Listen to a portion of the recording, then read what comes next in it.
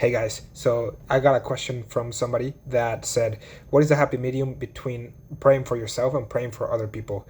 So, first of all, I would like to point out that Jesus, first and foremost, during the Garden of Gethsemane, while Jesus was about to get crucified, right, his command to us was, pray that you may not fall into temptation.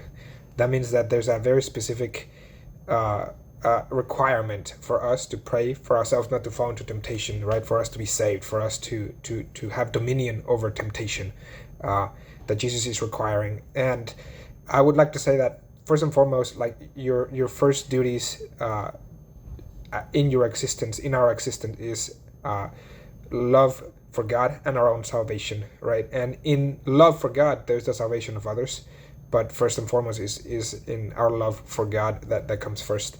So how do you love God first and foremost? By us making sure that we are on our way to salvation, right? Whenever you are on your way to salvation already, that's whenever other people around you start to get saved by you. Not saved in the Protestant way, right? But simply they start getting the graces that they need because they see someone around them, which is you, who is so full of grace, very much like Mary, who's so full of grace that their grace ends up overpouring from their cup, overflowing from their cup to other people's cups, right? So I would say that if you are in a point in which you're struggling to always pray for yourself or praying too much for others, I would say, yeah, worry about yourself first. It's kind of like the concept of like putting on the oxygen mask at a whatchamacallit, at an airport. No, not the airport, the airplane.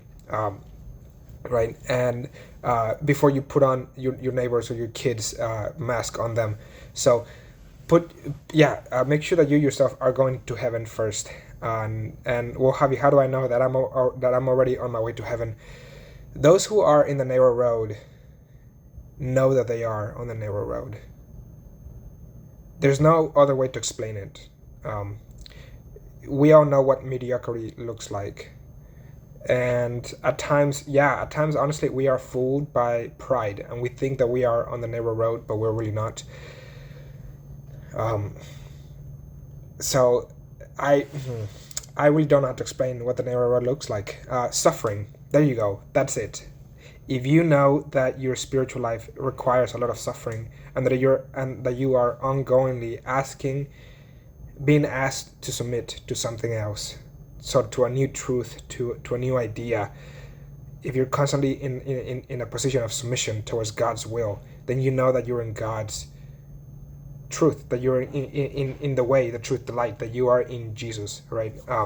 But as we know, I guess, first Jesus says, pick up your cross. So there's the suffering of change, right? And follow me. And with that, you follow Jesus with that suffering. So that means that if you are suffering at this moment and you're still following Jesus through good and through bad, for better or for worse, if you are suffering right now, or you have suffered in the past and you continuously had to completely trust in Jesus, then you know that you are on the narrow road because you are making path, you're making way through suffering, still praising and chanting God's name. So you're not willing to be deterred by just anything, right? But you know your mission and you know your goal and you know that heaven is the goal and you know that heaven is the mission. So up the hill you go, regardless of the cost. If you have one leg, then you hop. If you have no legs, then you'll drag. It doesn't matter what you do, you're still going upwards. You're going up the hill without nothing stopping you. So that is the narrow road, right? With that said, again, take care of yourself first. Make sure that you yourself are on the narrow road. Once you see yourself that you are on the narrow road, then you will by nature start picking up others, and by mere act of love you're going to start praying for others. So you don't even have to try to pray for others because it's going to come